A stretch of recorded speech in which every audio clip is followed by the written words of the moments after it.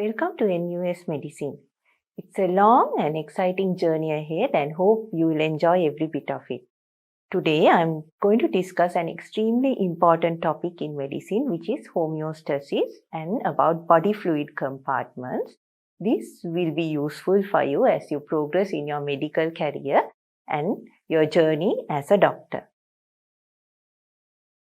In the first part of the lecture, we are going to learn about the fluid distribution in our body in different compartments and the characteristics of each of these compartments. In the second part of the lecture, we'll focus on another fundamental principle in medicine, which is homeostasis. I'm sure you are aware that 60% of the human body is made of water. But this is not constant. It varies depending on certain factors among healthy individuals. Some such variables are gender, age, and body fat content.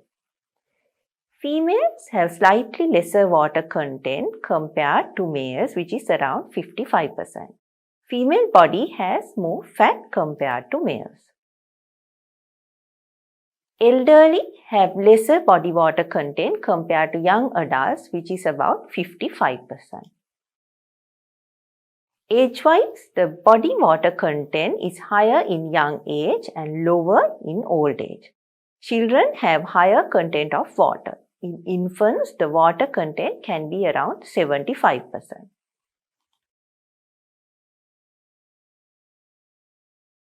People who are obese have less body water content.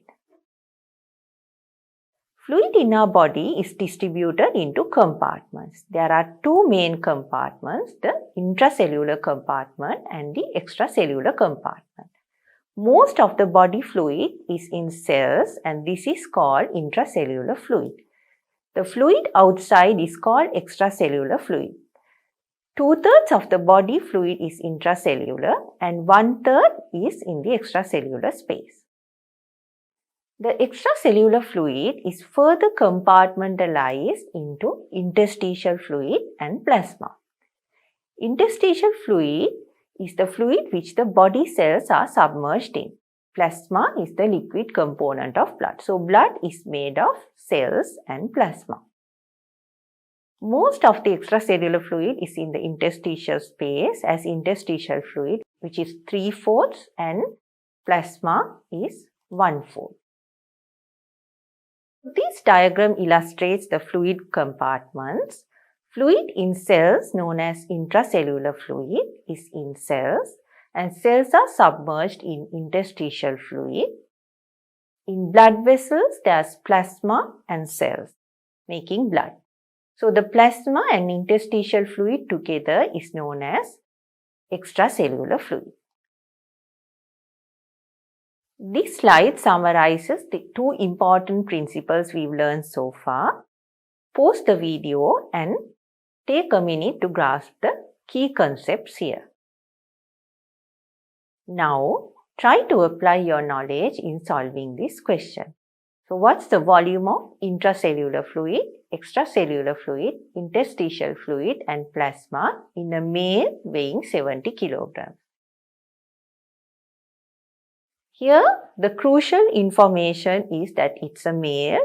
So, 60% of the body is water. Weight-wise, 60 into 70 kilograms comes to 42 kilos.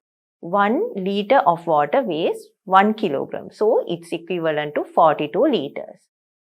Applying the fractions of body fluid in each compartment, you can solve the rest to find out how much water is in each of the body compartments. In our body, fluid and substances are exchanged between these compartments. As you appreciate in the diagram, there's fluid exchange from cells to the interstitial space and into plasma.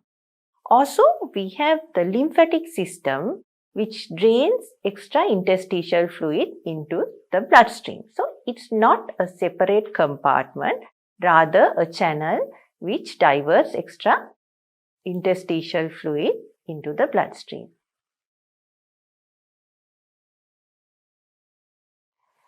If we assume the body as a closed container with compartments, plasma and the interstitial fluid is separated by the capillary membrane. And interstitial fluid is separated from intracellular fluid by the cell membrane. Capillary membranes are highly permeable, so substances in interstitial space and plasma are mostly in equilibrium.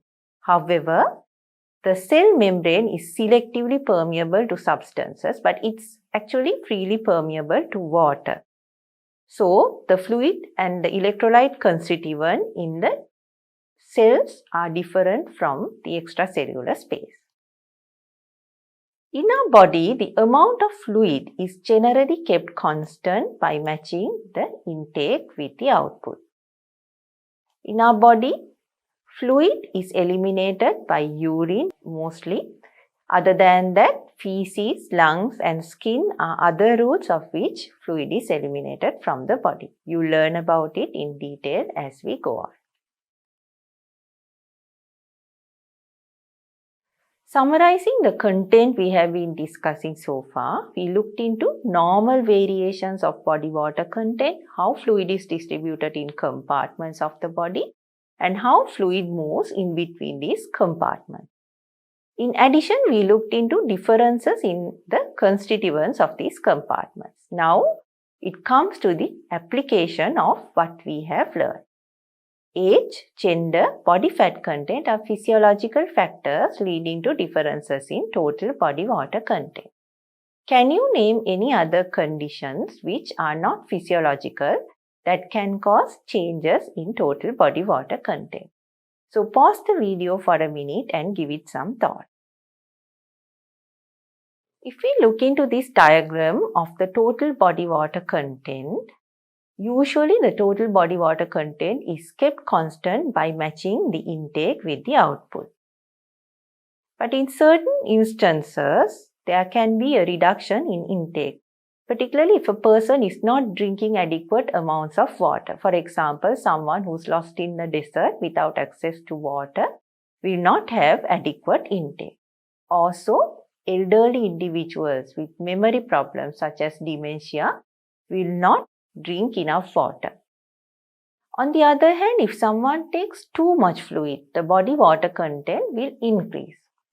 Some patients with psychiatric diseases can go on drinking way too much water than what's needed. So some might even drink up to about 10 liters a day. Usually our body is able to match this by producing more urine, but if it's too much, still the body might not be able to compensate. Another reason for increased intake is intravenous fluids. So in hospitals, doctors administer intravenous fluids to patients. But we have to ensure that we administer and order only the correct amount based on the body weight. Otherwise, it can lead to what's called overload. Increased losses from diarrhea and vomiting will reduce total body water content. In addition, the body water content is affected by reduced urine output. Reduction in urine output will lead to accumulation of water in the body. This happens in kidney failure.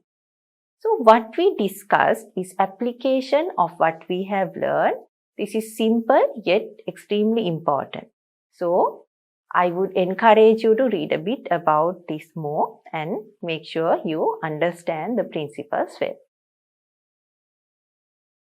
Now we'll look into the characteristics of fluid in different compartments in a bit more detail. So earlier I mentioned that there are differences in the characteristics of fluid in the compartments. All these three are having the same osmolarity. In other words, they are in osmotic equilibrium.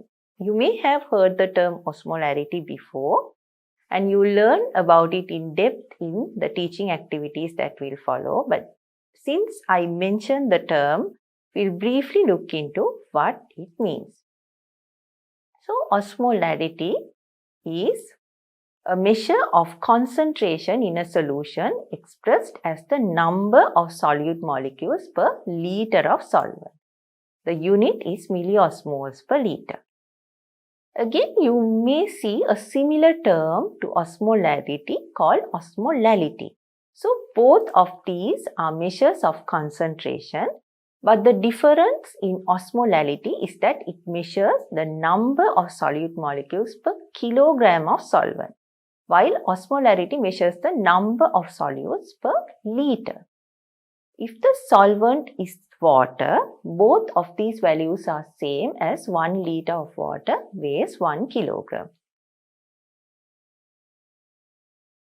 Okay. Coming back to this slide, ionic composition wise, the intracellular fluid and extracellular fluid are different. Interstitial fluid and plasma have the same ionic composition. They have low potassium and high sodium. But in intracellular fluid, the potassium content is high and the sodium content is low. And when it comes to the protein content, cells have high amount of proteins, intracellular proteins, and in plasma, there are plasma proteins. But in the interstitial space, the content of protein is relatively lower. As stated in the previous slide, cells have high potassium intracellularly and less sodium. But in the extracellular space, the sodium concentration is high and the potassium concentration is low.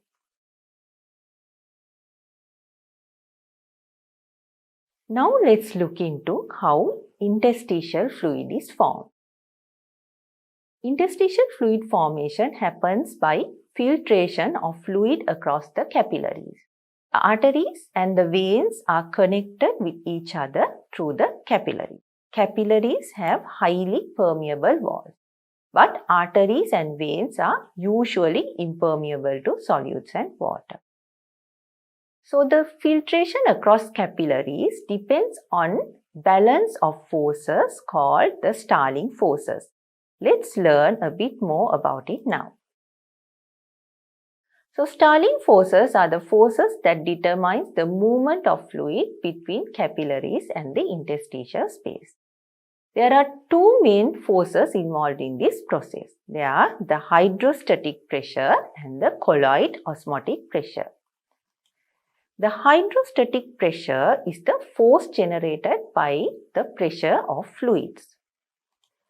Colloid osmotic pressure is the force generated by proteins attracting water. So hydrostatic pressure is similar to the force driving fluid in a strainer. It pressurizes the fluid out of the compartment. Colloid osmotic pressure is a pressure similar to the pressure exerted by a sponge that absorbs water. It attracts fluid towards the space. So in blood vessels, the capillary hydrostatic pressure drives the fluid out of the capillaries. And in the interstitial space, the interstitial hydrostatic pressure drives the fluid out of the interstitial space towards the capillaries. The colloid osmotic pressure in plasma pulls fluid into the capillaries, while the interstitial fluid colloid osmotic pressure tracks fluid towards the interstitial space. Compared to the interstitial space, the hydrostatic pressure is high in blood vessels as it's driven by the pumping action of the heart. And the interstitial fluid has minimum proteins compared to plasma, which is almost negligible. So, when it comes to the colloid osmotic pressure, the colloid osmotic pressure is directed towards the blood vessel. So, the hydrostatic pressure gradient, the difference between the capillary hydrostatic pressure and the interstitial hydrostatic pressure is usually directed outwards, and the colloid osmotic pressure gradient, the difference between the plasma colloid osmotic pressure and the interstitial colloid osmotic pressure is driven inwards towards the capillary. So the formula which drives the fluid movement is the hydrostatic pressure gradient minus the colloid osmotic pressure gradient. Now let's look into this process in a bit more detail. The hydrostatic pressure in the arteriolar end of the capillary is around 37 millimeters per mercury. And as blood flows through the capillary, this will gradually decrease, and towards the venular end, the hydrostatic pressure is 17 millimeters per mercury. The hydrostatic pressure in the interstitium is about 1 millimeters per mercury. When it comes to the colloid osmotic pressure, the interstitial colloid osmotic pressure is almost negligible because it has very minute amount of proteins, and the colloid osmotic pressure in the capillary is 25 millimeters per mercury. Now let's look into how these forces act together in formation of interstitial fluid. So in the arteriolar end, the total outward pressure is the capillary hydrostatic pressure, which is 37 millimeters per mercury, which is driven outward. And the inward driven pressures in the arteriolar end are the colloid osmotic pressure, which is 25 millimeters per mercury, and the interstitial pressure, which is 1 millimeters per mercury, is also a inward driven force. So the total difference of forces here comes into 11 millimeters per mercury, which is a pressure which is driven outwards from the capillary. And when it comes to the venular end, the outward driven pressure is the hydrostatic pressure, which is 17 millimeters per mercury, and the inward pressure is 25 plus 1. Hence, the net difference is 9 millimeters per mercury, which is driven inwards towards the capillary. So, along the course of the capillary, fluid is directed outwards in the first part, and then it reaches an equilibrium, and later on the fluid is directed inwards towards the capillary. So, in the initial part of the capillary, fluid is directed outwards, and later on fluid is directed inward. So, the balance of these forces lead in the formation of interstitial fluid and reabsorption of interstitial fluid back into blood vessels. In addition, extra interstitial fluid drains into the lymphatic system, which subsequently enters the bloodstream. Let's look into a situation in which this mechanism is impaired. This is an image of a person who has edema of the legs.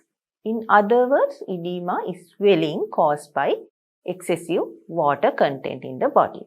There are many causes for edema, and you will learn about them as you go on. One such cause is low plasma proteins. So this can happen in patients who might lose proteins in their urine or have less protein production in the body because of liver diseases. So, reduction in plasma proteins will reduce the colloid osmotic pressure in the capillaries. So, these reduced forces will lead to less absorption of fluid into the capillaries from the interstitial space, leading to accumulation of interstitial fluid. So, this accumulation of interstitial fluid leads to edema. Let's move on to the next part of the lecture now. I'm introducing an extremely important concept in medicine. You might have actually heard this term homeostasis before, and now actually we are looking into this concept in relation to the human body. Homeostasis is defined as maintenance of a relatively stable internal environment. A bit about the history. So, this concept of regulation of the internal environment was described by a French physiologist, Claude Bernard, in 1849. And the term homeostasis was coined in 1929 by an American physiologist, Walter Cannon. So, they are physiologists, and we came across the term physiology previously in this lecture as well. So, what's physiology? Physiology is the study of the function of the living things. So, anatomy is the study of structure, and in physiology, we learn about the function of living things. In the definition of homeostasis, the term internal environment was mentioned. What is the internal environment?